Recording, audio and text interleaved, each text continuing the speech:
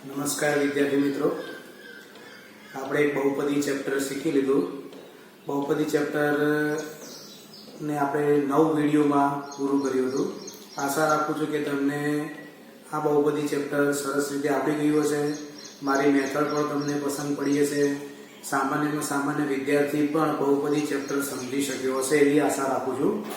હવે આપણે નવું પ્રકરણ લેતા પહેલા બોર્ડનું એક માળખું આપણે જોઈ લઈએ, જેથી આપણને ખ્યાલ આવે કે આપણે કઈ રીતે તૈયારી કરવાની છે.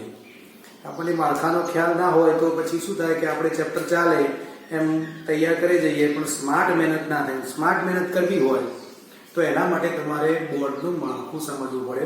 તો અહીંયા શું મેં લખ્યું છે, ગણિત વિષયની બોર્ડની પેપર સ્ટાઇલ, કે કઈ રીતે બોર્ડની અંદર માર્ક્સ ગણાય છે. આપણો ગણિત વિષયનો કોડ છે 12 અને કૌંસમાં જી લખ્યું છે, ગુજરાતી મીડિયમ માટેનું છે.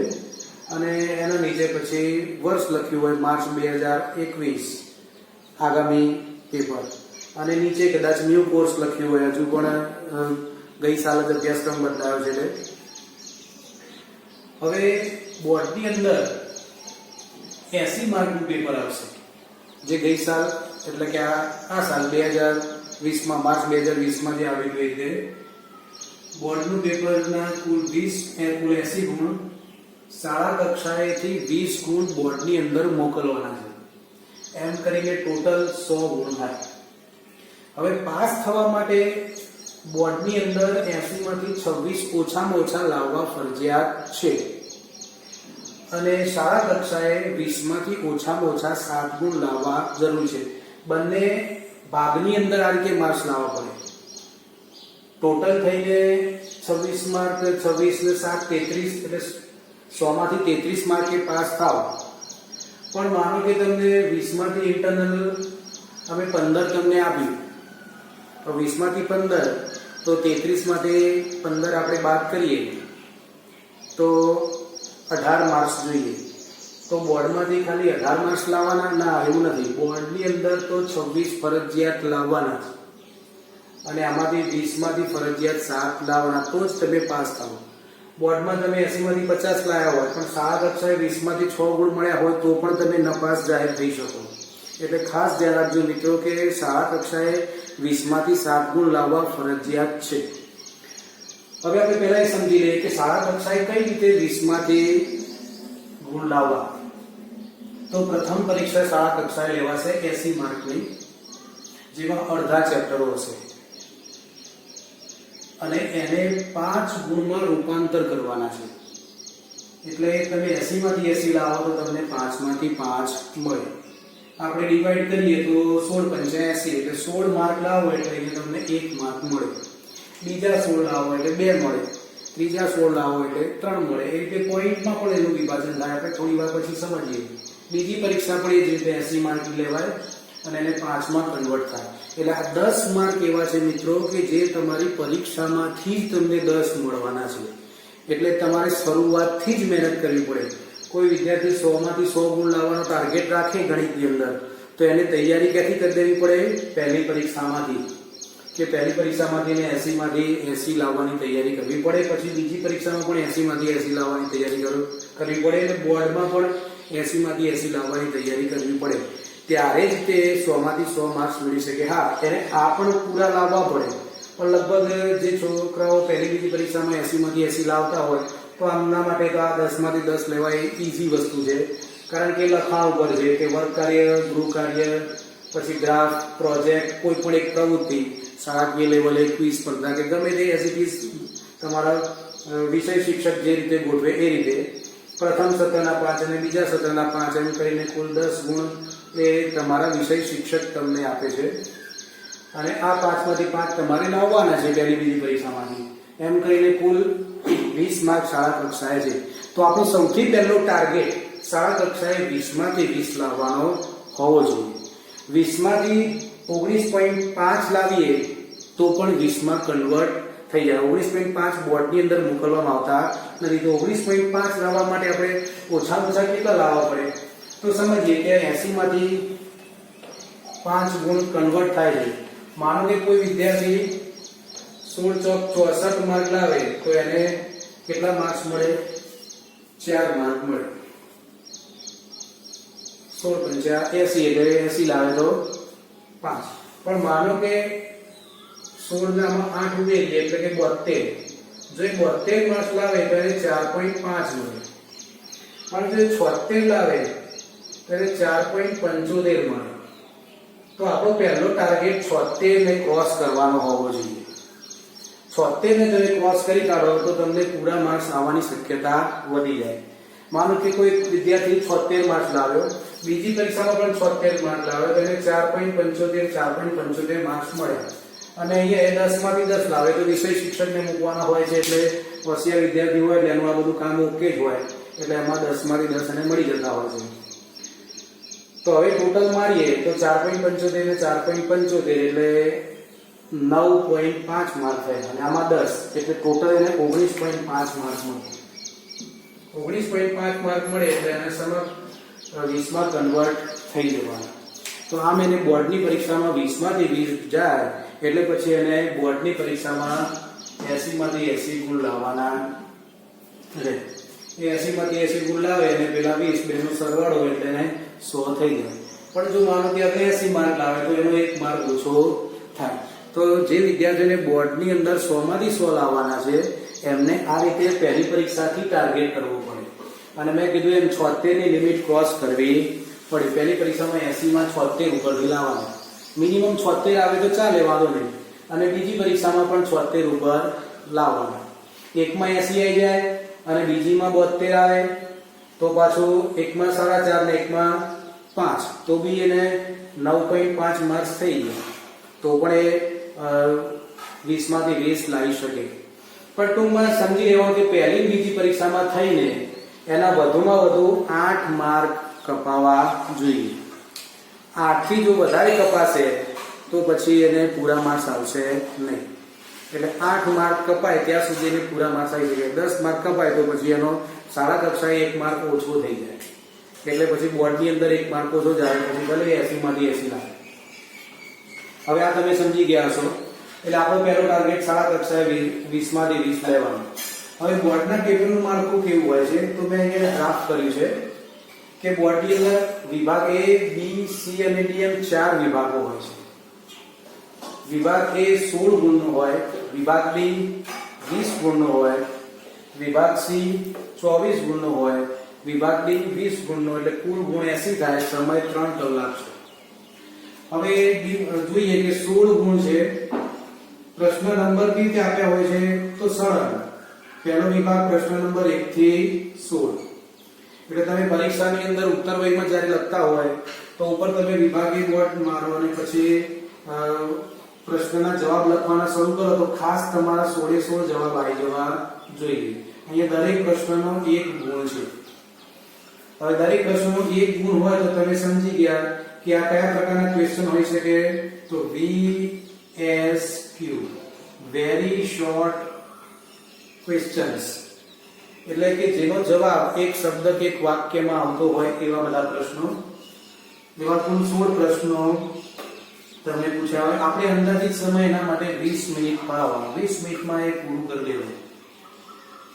પ્રશ્નના પ્રકાર જોઈએ તો કેવા પ્રકારના પ્રશ્નો આમાં હોઈ શકે તો ખરા ખોટા પણ હોઈ શકે. વિધાન આપ્યું હોય અને તમારે ખરું કે ખોટું કરવાનું.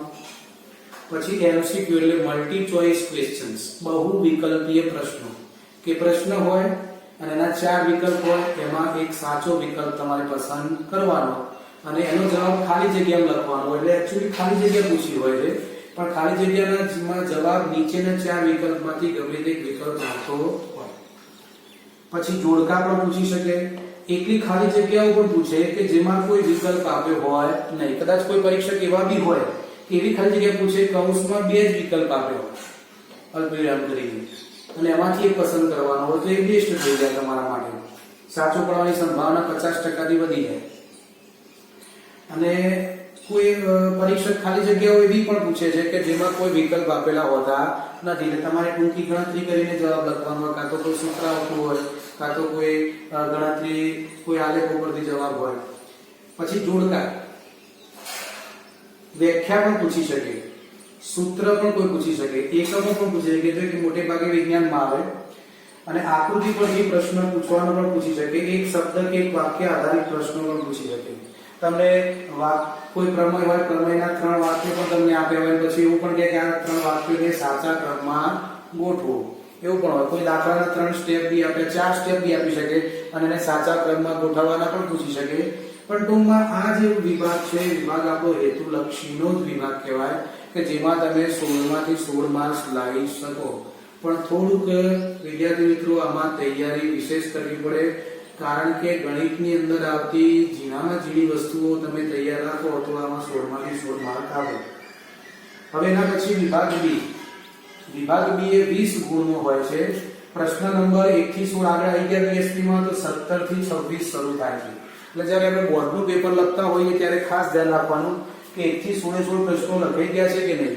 આમાં આડાઆડા લખવાનો પ્રયત્ન નહીં કરવાનો. હું તમને એવી સલાહ આપું છું કે 1 થી 16 સરળ ક્રમમાં જ લખવાના.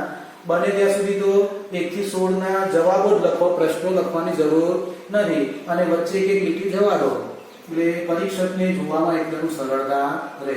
આડાઆડા ક્રમ લખશો તો તમને ફરી ચેક કરવામાં પણ ભૂલ પડશે. ઘણી વખત વિદ્યાર્થી શું કરે, 1 થી 16 નંબર લખ્યા હોય પણ 13 નંબરનો પ્રશ્નનો જવાબ 12 નંબરમાં લખ્યો હોય, 14 નો 13, એમ કરીને ક્રમ ખોટો લખી દે છે. એ ખાસ ધ્યાન રાખવાનું કે સાચા ક્રમમાં સાચો જવાબ લખાવો જોઈએ, નહીં તો પરીક્ષક એ ખોટો પણ આપી શકે. હવે 17 થી 26 એ 2 માર્કના પ્રશ્નો છે. દરેક પ્રશ્નનો 2 ગુણ, એટલે ગણતરી વાળા દાખલા હોઈ શકે. કોઈ વખતે તમને આલેખ આપ્યો અને આલેખમાંથી 2 પ્રશ્નો ટૂંકા પણ પૂછી શકે. પરીક્ષક ઉપર આધારિત છે કે એને 2 માર્કનું કઈ રીતે પૂછવું. કોઈ વખતે 2 માર્કની વ્યાખ્યાઓ પણ પૂછી લે, 2 માર્કના સૂત્રો પણ પૂછી લે, અને 2 માર્કમાં 2 પ્રશ્નો, એક પ્રશ્ન કરીને 2 પ્રશ્નો પણ પૂછી શકે. પણ ટૂંકમાં દરેકનો 2 ગુણ છે. એવા કુલ પ્રશ્નો કેટલા થયા? 10 પ્રશ્નો થયા. એટલે આપણે અંદાજિત એના માટે સમય કેટલો ફાળવીશું? 40 મિનિટ. એક પ્રશ્ન 4 મિનિટમાં પૂરો કરી દેવાનો થાય. એટલે ટૂંકમાં આ બંને વિભાગો થઈને આપણે 1 કલાકમાં પૂર્ણ કરી દેવાના, વિભાગ A અને વિભાગ B. ઘડિયાળ તમારી બોર્ડની પરીક્ષામાં ટેબલની તમે લખતા હોય એની બાજુમાં જ ઘડિયાળ મૂકી દેવાનું, એટલે તમે સતત એનો સમય જોતા રહો, એ પ્રમાણે ગણતરી ચેક કરતા રહેવાનું. એટલે વિભાગ A વિભાગ B માટે 1 કલાક. અહીંયા એક બીજી વસ્તુ તમારા માટે સારી છે કે કોઈ પણ 4 પ્રશ્નોમાં આંતરિક વિકલ્પ હશે. આંતરિક વિકલ્પ એટલે કેવા? તો 17 થી 26 એટલે 17, 18, 19, 20 એમ 26 સુધીના પ્રશ્નો છે. હવે પરીક્ષકને એમ થાય કે મારે 17મો પ્રશ્ન છે એમાં મારે વિકલ્પ આપવો છે, તો 17ના પ્રશ્નની અથવામાં 17મો પ્રશ્ન પૂછ્યો હશે અને એ લગભગ મોટે ભાગે 99% એ જ ચેપ્ટરનો હશે. માનો કે સમાંતર શ્રેણીમાંથી 2 ગુણનો પ્રશ્ન 17માં પૂછ્યો, તેની અથવામાં સમાંતર શ્રેણીમાંથી 2 ગુણનો પ્રશ્ન પૂછાય. આ બેમાંથી ગમે તે એક તમારે લખવાનો થાય. તમે જો બંને લખશો તો પરીક્ષક બંને જોશે અને જેમાં સૌથી વધુ માર્ક્સ તમે લાવ્યા હશો એ એને ગણતરીમાં મૂકશે. પણ જો બંનેમાં 2-2 લાવ્યા હશો તો 1-2 ઉપર રાઉન્ડ મારશે, એટલે ગણતરીમાં લેવાશે નહીં.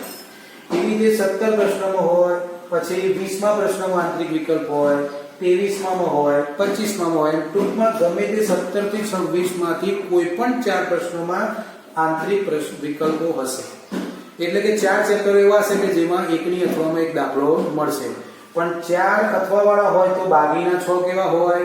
ફરજિયાત. આવડે તો જ માર્ક, ના આવડે તો માર્ક દે, એમાં કોઈ વિકલ્પ હોતો નથી. હવે વિભાગ C મોટો વિભાગ છે કે એના સૌથી વધુ ગુણ છે 24 ગુણ અને દરેક પ્રશ્નનો 3 ગુણ છે. 27 થી 34 નંબર સુધીના પ્રશ્નો છે. કુલ પ્રશ્નો કેટલા છે? આની અંદર 8 છે. દરેકનો 3 એટલે 8 તરી 24 છે. આ માટે આપણે 1 કલાક આખો ફાળી દેવાનો, એટલે કે 15 મિનિટમાં 2 પ્રશ્નો પતવા જોઈએ. એટલે 15 ચોક 60 અને 4 દુ 8, એટલે 60 મિનિટમાં 8 પ્રશ્નો અંદાજિત આપણે પૂરા કરી દેવા પડે. એટલે ટૂંકમાં 1 કલાકમાં વિભાગ C પતી જવો જોઈએ. એમાં પણ 3 પ્રશ્નો આંતરિક વિકલ્પ વાળા છે.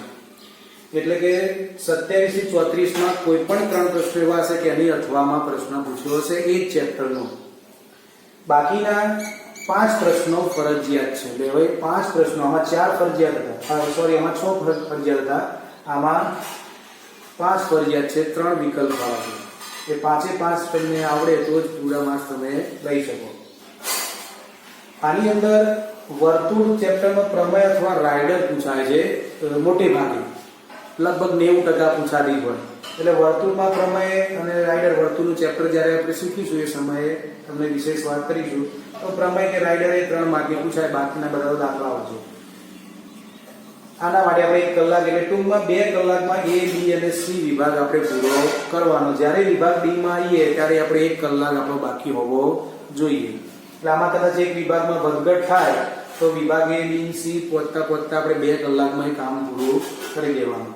હવે 35 થી 39 એટલે કે કુલ 5 પ્રશ્નો આની અંદર આવે અને દરેકનો 4 ગુણ છે, એટલે મોટા પ્રશ્નો થયા. એટલે 5 ચોક 20 માર્ક થયા. આને આપણે કુલ અંદાજિત 50 મિનિટ ફાળવી છે, એટલે કે 10 મિનિટમાં એક પ્રશ્ન લખાઈ જવો જોઈએ. કેમ? કારણ કે આપણે છેલ્લી 10 મિનિટ આપણે પેપર ચેક કરવા માટે રાખીશું. પૂરવણી લીધી હોય તો બાંધવા માટે રાખીએ ટાઈમ. અને બધા જ પ્રશ્નો 1 થી મોડીને 39 સુધીના પ્રશ્નોના નંબર ચેક કરી દેવાના. હવે આંતરિક વિકલ્પ વાળો તમે પ્રશ્ન લખતા હોય તો એને 27, માનો કે 27મો આંતરિક વિકલ્પ વાળો પ્રશ્ન છે, ઉપરની જગ્યાએ તમે નીચે લખો છો તેને 27મો જ નંબર આપવાનો. કદાચ તમારે નોંધવું હોય વ્યવસ્થિત પરીક્ષકને જોતા ભાવે તો અથવા વાળો 27 એ રીતે લખો તો બી ચાલે, તો પરીક્ષક જોઈ લેશે. પણ તમારી પુરવણીમાં 1 થી 39 પ્રશ્નો લખેલા હોવા જોઈએ. એટલે છેલ્લી 10 મિનિટમાં પેપર તમારે ચેક કરવાનું થાય. આમાં 2 પ્રશ્નો આંતરિક વિકલ્પ વાળા છે, એટલે આમાં 3 પ્રશ્નો ફરજિયાત હશે. 3 પ્રશ્નો એવા હશે તો ફરજિયાત, એમાં કોઈ વિકલ્પ નહીં હોય. 2 પ્રશ્નો એવા હશે કે જેમાં આંતરિક વિકલ્પ મળશે. આમાં એક સારી બાબત એ છે કે 2 પ્રશ્નો તમને ઈઝીલી આવડી જાય. એક રચનાનો 4 ગુણ અને બીજો પ્રમેયનો 4 ગુણ. રચના 4-5 પ્રકારની રચનાઓ આવે છે, એ જ્યારે ચેપ્ટર ચાલશે એટલે શીખીશું. અને આ મોટા ભાગે બધા વિદ્યાર્થીઓને આવડતી હોય એટલે 4 માંથી 4 તો આવી ગયા. પછી પ્રમેય 4 ગુણ, તો પ્રમેય પણ 4 થી 5 એક પ્રમેયો છે સમૃદ્ધતાના ચેપ્ટરમાં, એમાંથી ગમે તે એક પ્રમેય પૂછાતો હોય એટલે એ તૈયાર કરતો એટલે આ 4 માર્ક તમારા ફાઇનલ થઈ જાય. બાકી 3 પ્રશ્નો તમારે અલગ દાખલાના આવે. મોટે ભાગે આંતરિક વિકલ્પ આ 2 માં જ હોય છે. પેલા 3 પ્રશ્નો ફરજિયાત હોય છે ગણતરીવાળા. એટલે આ રીતે આખું આપણું પેપરનું માળખું છે. 4, 4, 8 અને આ 3 11 માર્ક એવા છે કે જે તમે ઓછી વસ્તુઓ તૈયાર કરીને મેળવી શકો છો. અને બીજા 16 માર્કનું BSQ છે.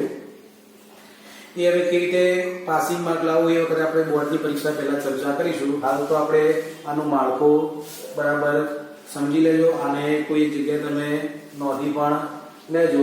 3 કલાકનું આપણે વિવરણ સમજી લેવાનું કે પહેલો વિભાગ એ આપણે 20 મિનિટમાં પતો છે. જ્યારે તમે પહેલી પરીક્ષા આપો એટલે આ રીતે જ કામ કરવાનું. પહેલી પરીક્ષાનું માળખું પણ આ રીતે જ હશે, બરાબર. પણ એમાં ચેપ્ટર ખાલી આપણે 60% અભ્યાસક્રમ લગભગ હોય છે, 50% કરતા એકાદ ચેપ્ટર વધારે હોય. એટલે 16 ચેપ્ટર હોય તો 16 ના અડધા 8 ને 9 ચેપ્ટર પહેલી પરીક્ષામાં હોય.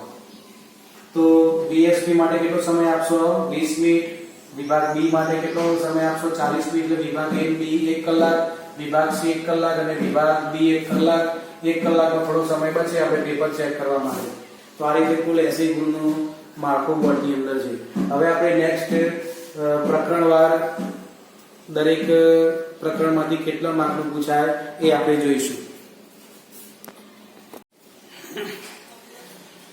જો વિદ્યાર્થી મિત્રો, ગણિત વિષયની બોર્ડ પેપર સ્ટાઇલ આપણો એનો કોડ નંબર છે 12, ગુજરાતી મીડિયમનું G. આપણે એ બોર્ડનું આખું માળખું સમજી ગયા. 80 માર્કનું પેપર અને શાળા કક્ષાએ જે 20 માર્ક કઈ રીતે મેળવવામાં આવે છે બંને સમજી ગયા. હવે આની અંદર મેં બોર્ડ ઉપર લખ્યું છે પ્રકરણનું નામ અને જે તે પ્રકરણનો ગુણભાર અને કયા માસમાં એ પ્રકરણ ચલાવવાનું છે તે સમજી લઈએ. આનાથી આપણને ખ્યાલ આવી જશે કે કયા ચેપ્ટરનું કેટલું વેઇટેજ આપવાનું છે, કયા ચેપ્ટરમાંથી કેટલા માર્કનો દાખલો પૂછાઈ શકે, બધી શક્યતાઓ આનાથી નક્કી થાય. દાખલા તરીકે પહેલું ચેપ્ટર છે વાસ્તવિક સંખ્યાઓ, એનો ગુણભાર છે 4 અને આપણે જૂન માસમાં ચલાવવાનો છે. હવે વાસ્તવિક સંખ્યાનો 4 ગુણભાર હોય તો આમ જોવા જઈએ તો બધી શક્યતાઓ થઈ ગઈ કે 4 માર્કમાં પણ પ્રશ્ન પૂછી શકાય, પણ 4 માર્કમાં 99% નહીં પૂછાય. વાસ્તવિક સંખ્યાઓ એક એવું ચેપ્ટર છે કે એમાંથી 2 માર્કનો પ્રશ્ન સૌથી વધુ પૂછવાની શક્યતા રહે અને 2 પ્રશ્નો ટૂંકા પૂછવાની શક્યતા રહે, અથવા તો 2 માર્કના 2 પ્રશ્નો પણ પૂછી શકે. 3 માર્કનો એક પ્રશ્ન પૂછાય તો પછી 1 માર્કનો BSQ આવી શકે. આ રીતે આ પેપરમાં પૂછાઈ શકે. બીજું છે બહુપદીઓ જેના માર્ક્સ છે 6, એ આપણે જુલાઈમાં ચલાવવાનું છે. હવે બહુપદીમાં 6 ગુણ છે એનો અર્થ એવો થાય કે 4 માર્કમાં બહુપદીનો દાખલો પૂછવો હોય તો પૂછી શકાય, પણ મોટે ભાગે નહીં પૂછાય. પણ આ 3 માર્કનો દાખલો અવશ્ય આવશે. 2 માર્કનો દાખલો પણ આવી શકે. જો 3 ને 2 પાસ થયા તો 1 માર્ક VSQ આવે. કોઈ વખત પરીક્ષક એવું બી સેટ કરે કે 2 માર્કના 2 દાખલા પૂછી દે અને 2 પ્રશ્નો VSQ માં પૂછી દે, તો પણ બહુપદીનો ગુણભાર થઈ ગયો. પણ મોટે ભાગે બહુપદીમાંથી 3 ગુણનો પ્રશ્ન આવી શકે. આમાં તો વાસ્તવિક સંખ્યા 2 ગુણનો જઈ શકે. હું સાઈડમાં લખું છું, કદાચ આમાં શક્યતા વાળું લખું છું. 100% આવું આવશે એવું હું નથી કહેતો, કારણ કે પેપર સેટ ઉપર જાય 2 ગુણનો પ્રશ્ન આવી શકે.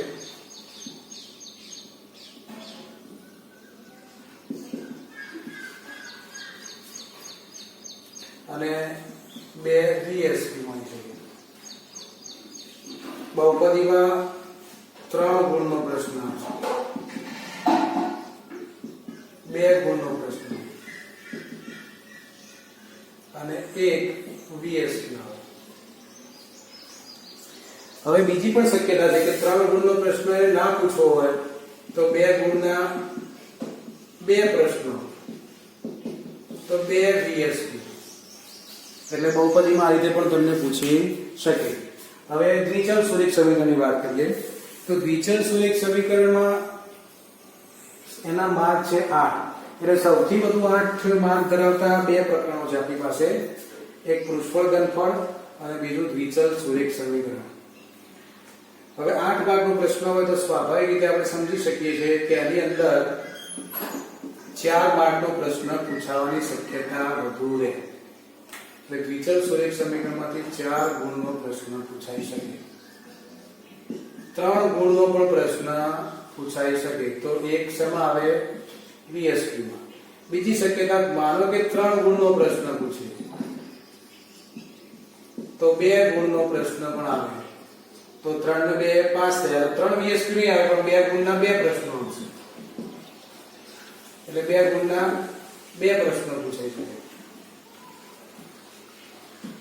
તો 2 નું 4 અને 3 7 અને 1 VSQ છે. આ રીતે પેપર સેટર પોતાની રીતે સેટ કરી શકે. 3 ગુણના 2 પ્રશ્નો પણ પૂછી શકે. 3 ગુણના 2 પ્રશ્નો અને 2 ગુણનો 1 પ્રશ્ન પૂછી શકે. અથવા 3 ગુણના 2 પ્રશ્નો અને 2 પ્રશ્નો VSQ માં પણ પૂછી શકે. એ પરીક્ષક ઉપર હોય. હવે સમાંતર શ્રેણી લઈએ તો સમાંતર શ્રેણીના 4 માર્ક છે. સોરી, દ્વિઘાત સમીકરણ એના 6 માર્ક છે. એ નવેમ્બરમાં ચલાવવાનું છે.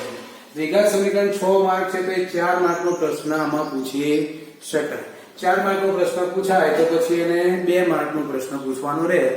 તો 2 VSQ પૂછે, કાં તો 2 માર્કનો વિભાગ 2 માં પૂછે. 4 માર્કનો ના પૂછે, માનો કે 3 માર્કનો પૂછે દ્વિઘાત સમીકરણમાં, તો 3 માર્કમાં એક દાખલો પૂછાય, તો 2 માર્કમાં એક દાખલો પૂછાય. 5 થયા તો 1 VSQ. પછી એવું નહીં કરે કે 3 માર્કનો એક પ્રશ્ન પૂછે ને 3 VSQ પૂછે, એવું નહીં કરે. VSQ મોટે ભાગે એક પાઠમાંથી એક કાં તો 2 જ લેશે. 3 કે 4 VSQ લગભગ 99% નહીં પૂછે. સમાંતર શ્રેણીમાં 4 ગુણ છે એટલે સ્વાભાવિક રીતે સમાંતર શ્રેણી છે 3 ગુણમાં પૂછી શકાય. 4 ગુણમાં નહીં પૂછાય. 3 ગુણનો દાખલો આવી શકે, અથવા તો 2 ગુણનો દાખલો આવી શકે અને 2 VSQ આવી શકે. અથવા 2 ગુણના 2 પ્રશ્નો સમાંતર શ્રેણીના હોઈ શકે. સમાંતર શ્રેણી મોટે ભાગે 2 ગુણમાં પૂછાય, પણ બોર્ડની પરીક્ષામાં આપણે 3 ગુણનો પણ પૂછાયેલો દાખલો છે. એટલે 3 ગુણમાં જો પૂછે તો પછી 1 VSQ માં જાય.